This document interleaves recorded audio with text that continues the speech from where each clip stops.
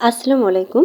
কোনো রকম বাটাবাটির ঝামেলা ছাড়াই ইফতারির জন্য কিভাবে মচমচে পেঁয়াজু তৈরি করবেন সেই রেসিপিটাই আজ আপনাদের সাথে শেয়ার করব।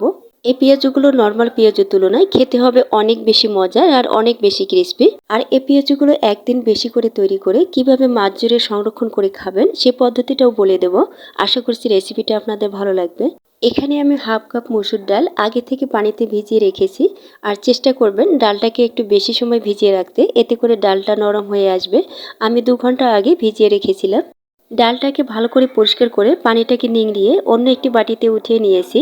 এখন এর মধ্যে দিচ্ছি হাফ কাপ পেঁয়াজ কুচি। আর চেষ্টা করবেন একটু বেশি করে পেঁয়াজ দিতে। এরপর দিচ্ছি 3-4টি কাঁচামরিচ কুচি। দিচ্ছি হাফ চা চামচ লবণ, হাফ চা চামচ মরিচের গুঁড়া, সামান্য পরিমাণ হলুদ গুঁড়া, সামান্য পরিমাণ ভাজা জিরার গুঁড়া, 1 চা চামচ আদা রসুন বাটা এবং সবশেষে দিচ্ছি কিছু ধনিয়া পাতা কুচি। এখন মশলাগুলোকে ডালের সাথে ভালো করে মাখিয়ে নেব। আমি হাত দিয়ে একটু প্রেসার দিয়ে মেখে নিচ্ছি, এতে করে ডালটা কিছুটা নরম হয়ে আসবে এবং পেঁয়াজ থেকেও কিছুটা পানি বেরিয়ে আসবে। ডালটাকে আমি 2-3 মিনিট ধরে ভালো করে মথে নিয়েছি। আর 2 মিনিট মথে নেওয়ার পর দেখতেই পাচ্ছেন ডালটা কিন্তু এখনও ঝরঝরে অবস্থায় আছে আর পেঁয়াজটা নরম হয়ে কিছুটা পানি বেরিয়ে এসেছে। এখন বাইন্ডিংয়ের জন্য এখানে দিয়ে দিচ্ছি 2 টেবিল চামচ চালের গুঁড়া। আর চালের গুঁড়াটা দেওয়ার কারণে পেঁয়াজগুলো বেশি সময় পর্যন্ত মচমচে থাকবে। এখানে হাফ কাপ বেসন নিয়েছি, তবে বেসনটাকে আমি একবারই ঢেলে দেব না। এখানে বাইন্ডিংয়ের জন্য যতটুকু প্রয়োজন হবে ঠিক ততটুকু বেসন আমি অ্যাড করে নেব। প্রথম পর্যায়ে এটা ঝরঝরে মনে হবে, তাই বলে কিন্তু এখানে আলাদা করে পানি অ্যাড করা যাবে না। ডালের মধ্যে একটা যে ভেজা ভাব আছে, এর মধ্যে যতটুকু বেসন লাগবে ঠিক ততটুকুই বেসন অ্যাড করে নেব। তো বেসনটাকে আমি অল্প অল্প করে দেব আর ভালো করে মাখিয়ে নেব। আর এভাবে যদি পেঁয়াজের মিশ্রণটা রেডি করা যায় তাহলে পেঁয়াজটা অনেক বেশি ক্রিস্পি হবে এবং বেশি সময় পর্যন্ত এই ক্রিস্পি ভাবটা থাকবে। অল্প অল্প করে বেসন দিয়ে মিশ্রণটাকে আমি ভালো করে মথে নিয়েছি। আর দেখতে পাচ্ছেন এর মধ্যে কিন্তু একটা আঠালো ভাব চলে এসেছে। এখন পেঁয়াজের শেপগুলো সহজে দেওয়া যাবে। আর এই মিশ্রণটা রেডি করতে এখানে কিন্তু হাফ কাপ বেসন আমার সম্পূর্ণটাই লাগেনি, প্রায় 1/3 কাপের মতো বেসন লেগেছে।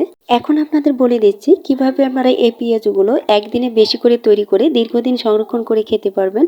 পেঁয়াজগুলোকে এ পর্যায়ে একটা ছড়ানো পাত্র রেখে ডিপ ফ্রিজে রেখে দেবেন। এরপর পেঁয়াজগুলো যখন শক্ত হয়ে আসবে, একটি আরেকটির গায়ে লাগবে না, তখন পেঁয়াজগুলোকে পাত্র থেকে উঠিয়ে একটি বক্সে করে ডিপ ফ্রিজে রেখে দেবেন। এরপর যখন প্রয়োজন হবে ভাজার কিছুক্ষণ আগে বের করে নর্মাল করে তারপর এগুলোকে ভেজে নেবেন। যেহেতু আমি আজ অল্প করে তৈরি করেছি, এগুলোকে আমি সংরক্ষণ করব না, তো চলে যাচ্ছি সরাসরি চুলায়। চুলায় একটি প্যানে কিছুটা তেল আমি গরম করে নিয়েছি। এখন পেঁয়াজগুলোকে দিয়ে দিচ্ছি আর চুলার আঁচটাকে মিডিয়ামে রেখেছি। বেশি আঁচে ভাজা যাবে না, তাহলে কিন্তু পেঁয়াজগুলো ভেতরে কাঁচা থেকে যাবে এবং উপরটা পুড়ে যাবে। আর পেঁয়াজগুলোকে তেলে ছাড়ার পর সাথে সাথে উল্টে দিবেন না, এতে ভেঙে যেতে পারে। যেহেতু এখানে আমরা আস্ত ডাল ব্যবহার করেছি, তাই পেঁয়াজগুলো যখন কিছুটা শক্ত হয়ে আসবে তখন এগুলোকে উল্টে দিতে হবে। এরপর মিডিয়াম আঁচে 2 পাশে উল্টিয়ে কালার করে ভেজে নিতে হবে।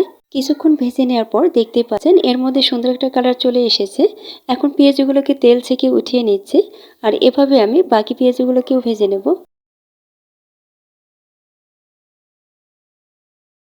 সবগুলো পেঁয়াজও আমার ভাজা হয়েছে। আর এই প্রসেসে তৈরি করার কারণে পেঁয়াজগুলো কিন্তু অনেক বেশি মচমচে হয়েছে। আর স্বাদের দিক দিয়ে হয়েছে অনেক বেশি মজার, যেটা অন্য পেঁয়াজের তুলনায় সম্পূর্ণ আলাদা। আপনারা একবার এভাবে ট্রাই করে দেখবেন, তাহলে আপনারা নিজেরাই বুঝতে পারবেন। আশা করছি রেসিপিটা আপনাদের ভালো লেগেছে। আর ভালো লেগে থাকলে প্লিজ ভিডিওতে একটি লাইক দিবেন এবং চ্যানেলটিকে সাবস্ক্রাইব করে পাশেই থাকবেন। আজ এখানেই বিদায় নিচ্ছি। সবাই ভালো থাকবেন। আল্লাহ হাফিজ।